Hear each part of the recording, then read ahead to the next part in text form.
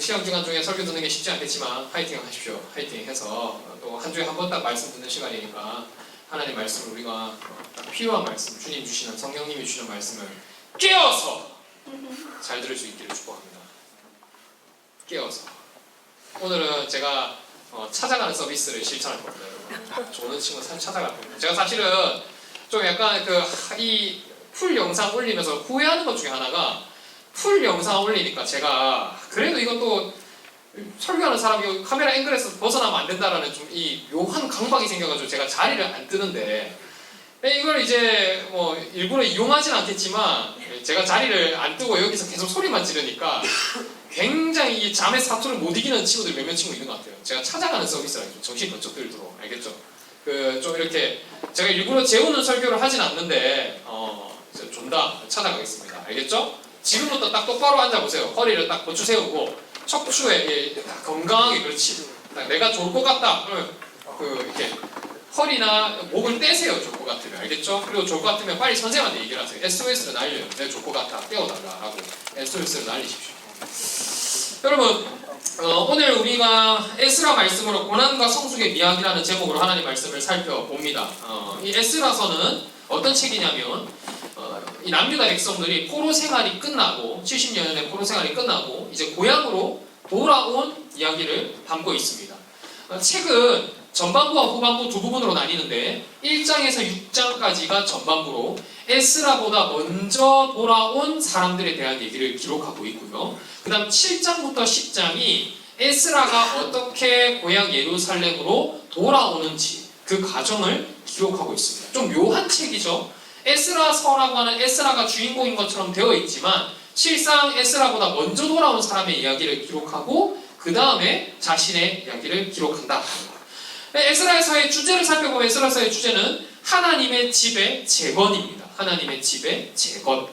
솔로몬이 지었던 건물로서의 성전은 불타 사라졌습니다. 그러니 이 성전, 솔로몬 시대에 지어졌던 성전이 재건되어야 하는 것, 다시 세워져야 되는 게 맞지만요. 지금 에스라서가 말하는 하나님의 집의 재건은 단순히 건물, 이 물질, 건물로서의 그 가치를 다시 복원하는 것에만 초점을 맞추지 않습니다.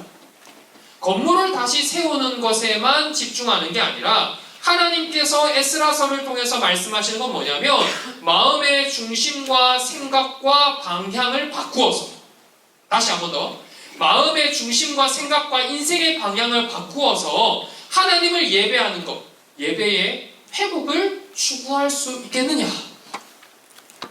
이스라엘 백성이 남유다 백성들이 자신의 생각과 마음과 삶의 방향을 돌이켜서 성전을 하나님의 집을 재건한다면 그건 건물로서의 집을 재건하는 것뿐만 아니라 자신 가운데 무너져 있던 하나님의 집 예배 또한 다시 짓는 것이라 말할 수 있습니다. 이를 이스라엘 백성들의 삶과 환경에 조금 더 세밀하게 적용해보자면 이렇게 물어볼 수 있습니다. 어떤 상황이 있더라도 하나님을 예배할 것인가? 아니면 상황과 환경과 문제에 따라 타협하며 살아갈 것인가? 여러분 이 문제는 이 물음은 우리들에게도 똑같이 던져볼 수 있습니다.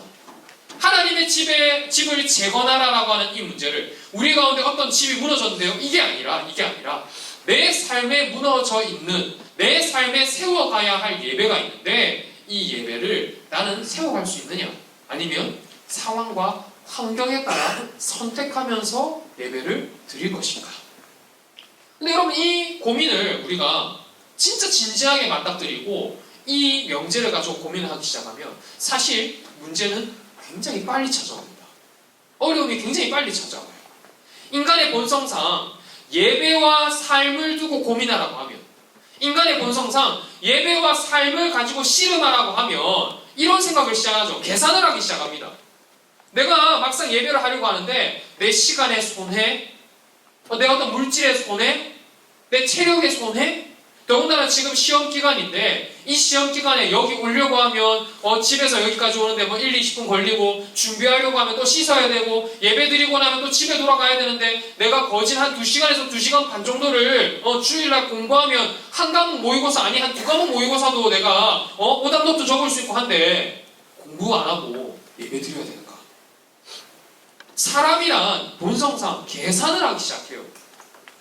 이 정도에서 뭐가 더 이로울까? 뭐가 더 나을까? 여러분, 포로로 끌려가지 않은 우리의 입장에서는 이 정도 고민일진데, 포로로 끌려갔었던 이스라엘의 입장에서는 셈법이 더 복잡해집니다. 이스라엘은 무려 70년 동안이나 바벨론에서 포로로 살았습니다.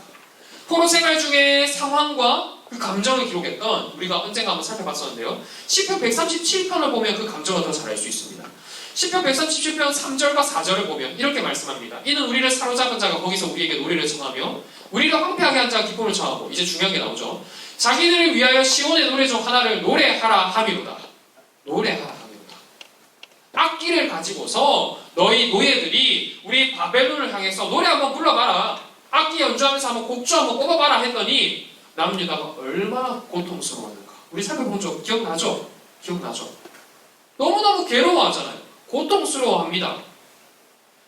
포로로 끌려간 것만 해도 서러운데 자기들을 위해 노래를 하라고 하니 얼마나 서럽겠습니까?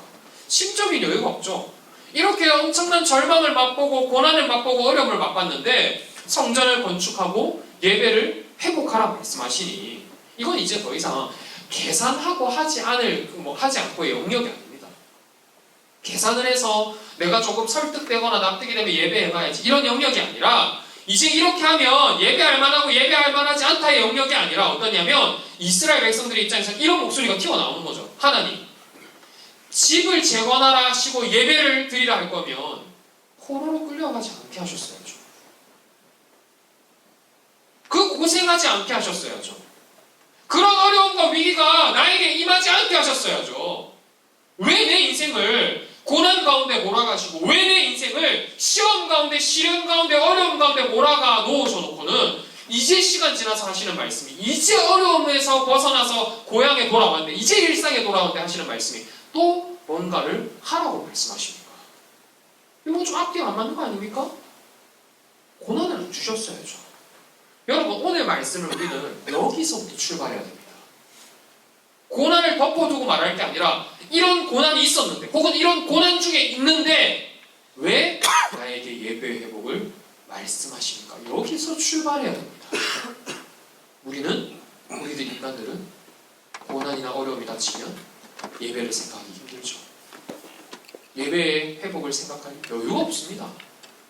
때로는 예배보다 내가 원하는 것, 내가 원하는 공부, 내가 원하는 학원에 가야 하는 게 너무나 자연스럽고 너무나 당연하다 여기는 우리의 삶입니다. 더군다나 우리는 여전히 원인과 결과를 따지죠. 이러했으니 이렇게 결과가 일어날 거야. 내가 지금 공부하면 조금 더 어려울 텐데. 삶이 고통스러우니까 지금은 예배 회복보다는 내가 내 삶을 위로할 만한 걸 찾아야지.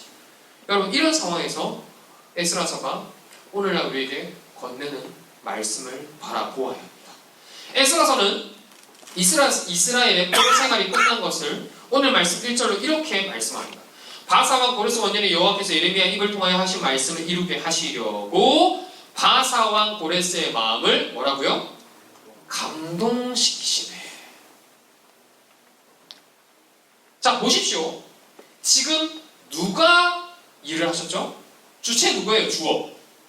누구예요? 하나님이십니다. 누구의 마음을? 고레스의 마음을. 바사와 고레스의 마음을 어떻게 하셨다고요? 감동시키셨다는 거예요. 하나님께서 하나님의 백성에게 어떻게 일하시냐면 하나님을 믿는 엄청나게 신실한 하나님의 백성을 통해서만 일하시는 게 아니라 때로는 그 주변인, 내가 전혀 생각하지 않았던 사람을 통해서도 일을 하시는데 그 일을 하시는 방법이 마음을 감동시키셨대요. 원어적인 의미로 보자면 마음을 움직이셨다라고 표현을 합니다. 여러분, 하나님이 마음을 움직이시니 고레스 왕은요, 사실 하나님을 알고 믿었던 사람이긴 합니다만 신실하게 하나님을 믿었다라고 생각하기는 어려워요. 이거 오해하면 안 됩니다. 믿었다라고 말하니까 엄청 이 백성이 가지고 있었던 약속을 기억해가지고 이 백성을 고향으로 돌려보낸 게 아니에요. 지금 고레스 왕은 이 이스라엘 백성들에게 조서를 내려서 예루살렘으로 돌아가게 하는 게 어느 정도의 마음이냐면 그러니까 이 정도 마음인 거예요. 아이고, 너네 그렇게 고생했다며? 그래, 이제 고향 땅을 좀 밟고 싶기도 할 거고 좀 그립지. 그러면 너네들 이제 고생했으니까 한 이틀 뒤에 돌아갈래? 한 달 뒤? 알겠어. 그럼 내가 조서 내려줄 테니까 너희들 잘 정리해가지고 한 달 뒤에 돌아가.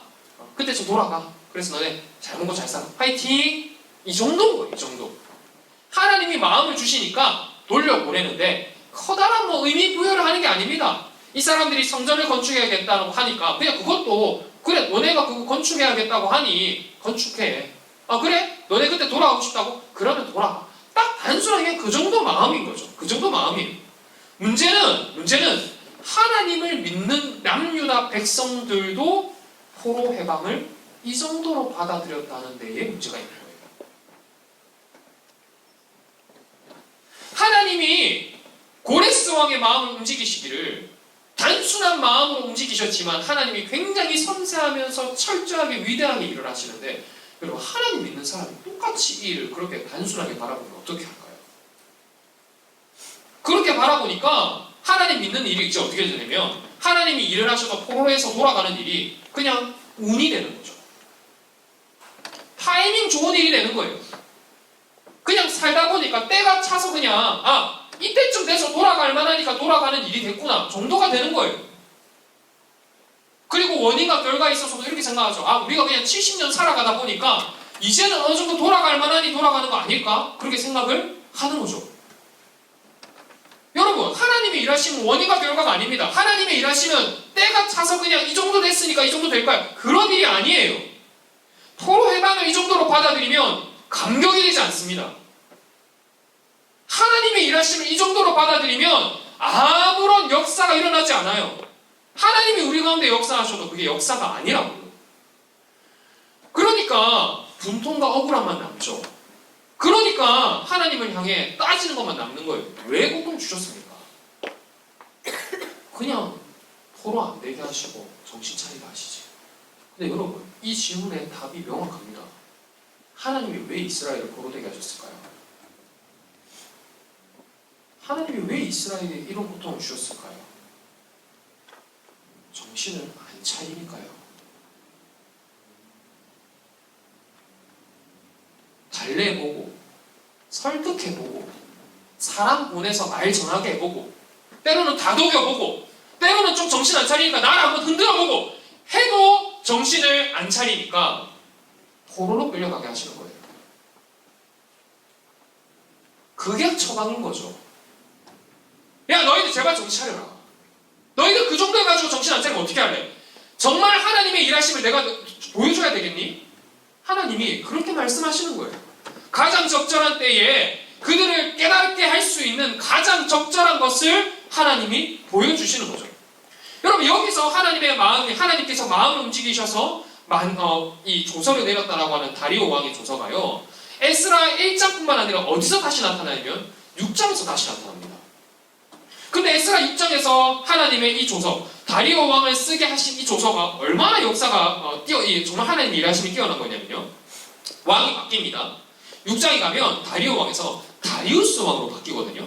근데 다리우스 왕 때 어떤 일이 일어나냐면 이 이스라엘 백성, 이 남유다 백성들이 성전 재건과 관련된 탄원을 하게 되고 이거를 그 당시에 패권 국가였던 바벨론 입장에서는 그래 다스리게 할까 말까 이걸 엄청 고민을 하는데 성전 재건과 관련된 결정을 하게 되었을 때 신하 중에 누군가 이런 얘기를 합니다. 옛날에 다리오 왕 당시에 조서가 있었는데 그걸 한번 확인해 보시죠.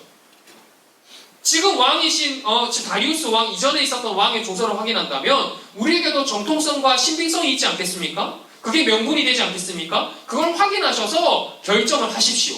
여러분 이게요 나중에 어떤 결과가 되냐면 하나님의 재건사업, 하나님께서 이루시는 성전 재건사업이 실질적으로 시작되는 역사가 일어납니다.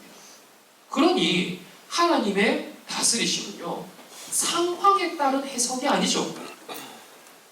여러분 하나님의 다스리심은 내 감정에서 좋아서 인정할 때 하나님의 다스리심이 아니에요.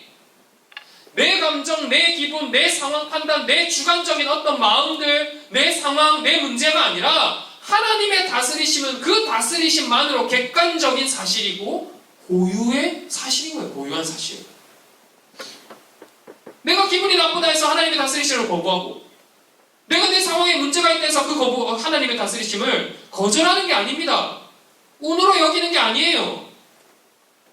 여러분 물론 우리 삶에 여전히 고통이 있을 수 있습니다. 고통 중에 있습니까? 여러분 그렇다 하더라도 나를 구원하셨다는 사실은 바뀌지 않습니다. 여러분 어려움 중에 있습니까? 고민이 있습니까? 고민이 있고 어려움이 있다 하더라도 나를 사랑하시고 구원하신다는 사실은 변함이 없어요. 내 어려움과 내 상황과 내 고민이 하나님의 사랑과 구원을 흔들 수 없다고요. 흔들 수 없어요. 오히려 구원을 흔드는 건 나의 나약한 믿음이죠. 나의 연약함이 나를 향한 하나님의 사랑을 부정하고 밀어내게 만듭니다. 사랑하는 고등부 여러분, 하나님께서 우리를 사랑하십니다. 하나님께서 우리를 구원하셨습니다. 하나님께서 오늘날에도 우리를 그냥 내버려 두지 않으시고 함께 하시고 구원한다 말씀하십니다. 우리를 구원의 서정으로, 구원의 인생으로 우리와 동행하시고 그 길을 이끌어 가십니다. 여러분, 여러분의 어려움으로 구원을 아무짝에도 쓸모없는 것으로 만들지 마십시오. 오히려 여러분의 상황과 어려움을 뛰어넘어 역사하시는 구원에 감격하시길 축복합니다. 그 구원의 기쁨으로 살아가기를 축복합니다. 여러분 우리가 한 가지만 더 짧게 살펴보려고 합니다. 첫 번째로 방금 하나님이 다스리심에 대해 살펴봤다면, 두 번째로 하나님께서 성전을 건축하게 하신다는 것을 우리가 생각해봐야 합니다. 하나님이 에스라서에서 나오는 이 남유다 백성들, 이스라엘 백성들의 그 귀한 후에 성전을 재건하게 하시는데, 저는 이 부분에서 궁금증이 떠올랐어요. 왜 하나님이 이 사람들을 통해 성전을 재건하게 하실까? 성전을 재건하게 하시는 이유가 뭘까? 목사님, 성전 그 당연한 게 건축해야 되는 거 아니에요? 중요한 거잖아요. 그래, 중요한데 왜 건축하게 하시냐고. 아니 중요하니까요. 아니 그래, 왜 어떤 뭐가 중요해서 왜 다시 건축하게 하시냐고. 이유가 있어야지. 이유가 있어야 목적을 알고 그 목적에 따라서 성전을 재건축하겠죠. 여러분, 하나님이 성전을 건축하게 하신 이유가 있습니다. 성전은요, 하나님이 거하시는 장소고 하나님께서 하나님의 백성과 교제하시는 거룩한 공간입니다. 다시 말씀드립니다. 성전은요, 건물로서의 의미가 첫 번째가 아니고요. 성전은 하나님이 거하시는 장소고 하나님이 그의 백성들과 교제하시는 거룩한 장소가 첫 번째 의미이자 첫 번째 목적입니다. 가장 중요한 목적. 그래서 줄여서 말하면 성전은 하나님께서 하나님의 백성과 함께 하시는 장소다라고 요약할 수 있습니다. 하나님께서 예배 받으실 장소를 원하셔서 예배 받으실 장소가 지금 부서져 있다 해서 그 장소를 건축하라 말씀하신 게 아니라 더 실질적으로는 하나님이 백성과 함께 있고 싶으시다고요. 함께. 그 공간이 솔로몬 당시의 성전처럼 금으로 삐까뻔쩍 금을 막 둘러야 되는 게 아니라고요. 우리는 그런 마음을 가지잖아요. 성전 다시 건축해야 된다 하면 금으로 둘러야 된다 말하고, 성전 다시 건축해야 된다 하면 성전을 이제 몇 평으로 만들 것이고 무슨 재료를 쓸 것이고 어떤 건축 과정을 거쳐서 몇 명의 인물을 거쳐서 얼마만큼 건축해야 되는가. 그치? 근데 그런 게 아니라고. 우리는 얼마나 건축 과정을 하고 어떤 그 도면을 가지고서 건축할 것인가, 이거 고민할 때 하나님 그렇게 말씀 안 하신다고. 하나님 말씀하시는 거는 그게 몇 층이 돼야 되고 어떤 건물 재료가 돼야 되고 이런 거 말씀하시는 게 아니라, 그게 있어야지만, 아니 사실은 교제하는 장소가 있어야 된다는 거 하나님 말씀하시는 거예요. 제가 언젠가 이 에스라 느헤미야 말씀을 살펴보면서 여러분들과 그 얘기를 나눴어요. 에스라 느헤미야에서 성전을 건축하게 하시는 것은 지금 집을 건축하고 삶에 무너져 있는 그 모든 것들을 건축하고 다시 살려야 하는 상황 속에서도 하나님과의 예배를 우선시할 수 있겠느냐라는 물음이라고 그랬어요. 오늘 말씀으로 보자면 다시 이렇게 볼 수 있겠죠. 하나님이 이 이스라엘 백성들에게 요청하시는 거예요. 함께하자. 초청하시는 거예요. 부르시는 거예요. 함께하자. 지금 너희들에게 중요한 거는 다른 게 아니야. 함께하자. 여러분, 시험 기간 중에 저는 그렇게 믿어요. 가장 중요한 거, 여전히 하나님과 함께하는 게 가장 중요합니다. 내가 시험 기간에는 성적 올리는 게 중요하고 시험 기간 끝나면 하나님 만나는 게 중요하고 아닙니다. 항상 하나님 만나는 게 중요한 거예요. 제가 저희 아들 손을 잡고 산책을 갑니다. 저희 아들은 6살밖에 되지 않았기 때문에 주변 시야가 좁아요. 공원을 가고 놀이터로 놀러 가겠죠.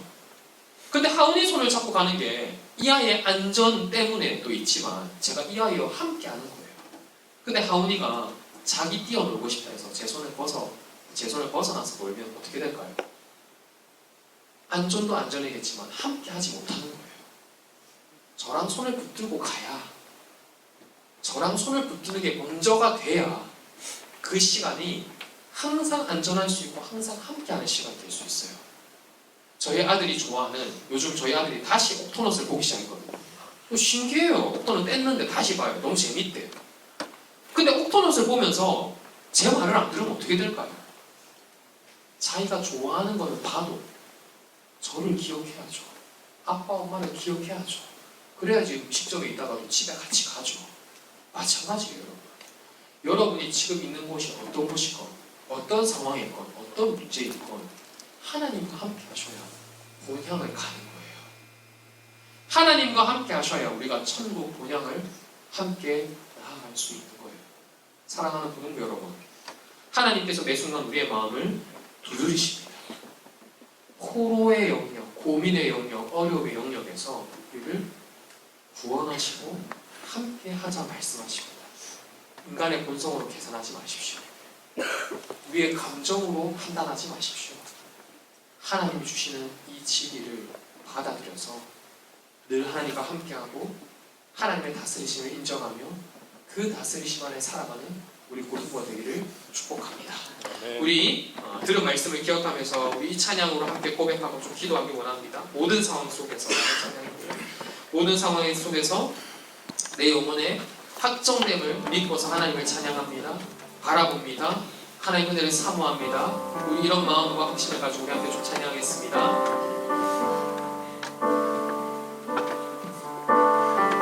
모든 상황 속에서 주를 바라보지라.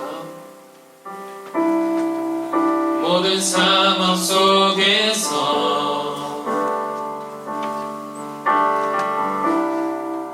주를 찬양할지라. 주는 나의 큰 상급, 주는 나의 큰 상급, 큰 도움이시라, 큰 도움이시라.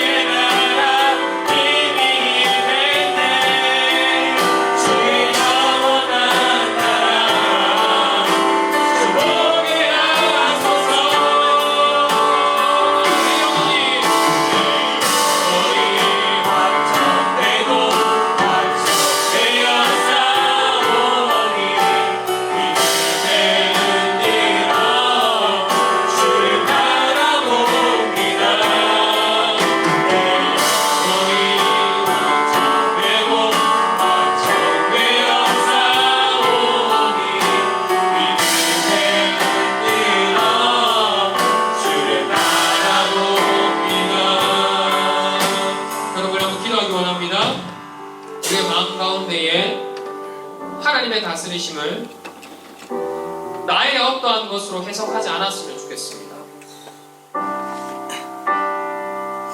내 상황이 분주하다 하여도, 내 상황에 고민과 어려움이 있다 하여도요, 우리에게 가장 중요한 것은 하나님과 함께하는 것입니다.